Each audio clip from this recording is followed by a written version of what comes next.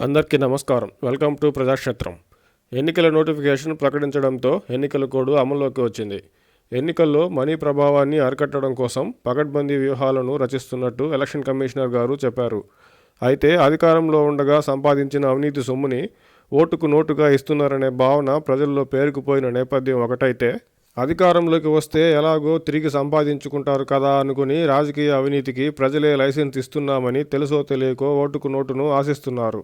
మరోవైపు దాదాపు అన్ని రాజకీయ పార్టీల అధినేతలు, ముఖ్యంగా ప్రతిపక్ష పార్టీల అధినేతలు అధికార పార్టీ ఓటుకు ఇస్తే డబ్బులు తీసుకోండని, కానీ ఓటు మాత్రం మాకే వేయండని బాహాటంగా ప్రజలకు ఒకవైపు చెప్తుండడం, ప్రజలు సైతం ఎన్నికలంటే నోట్ల పంపిణీగా భావిస్తుండడంతో ప్రజలను మాత్రమే తప్పు పట్టడం కుదరదు.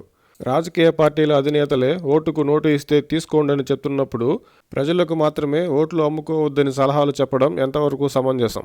మన రాజకీయ వ్యవస్థలో ప్రభుత్వాన్ని ఎన్నుకునేది నామమాత్రంగా ప్రజలే అయినా, ఆ ప్రజలు ఆచరించే స్థానంలోనే ఉన్నారు తప్ప నిర్ణయాలు తీసుకునే స్థానంలో కానీ, ఆ నిర్ణయాలను అమలు చేసే స్థానంలో కానీ లేరన్నది కాదనలేని వాస్తవం. రాజకీయాల్లో నాయకులు ఎలా చెప్తే అలా చేసే కార్యకర్తలు, ప్రభుత్వం ఏ నిర్ణయం తీసుకుంటే ఆ నిర్ణయాలను ప్రజలు అనుకరించడమే జరుగుతుంది.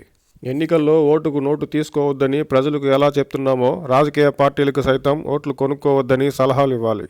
అంతేకాకుండా ఎన్నికల్లో డబ్బుతో పట్టుబడితే సీజ్ చేయడంతో పాటు ఆ సదరు పార్టీ యొక్క గుర్తింపును రద్దు చేసేలా కఠినమైన నిర్ణయాలు ఉంటే తప్ప రాజకీయ పార్టీలు ఓటుకి నోటు పంచకుండా ఉండవు.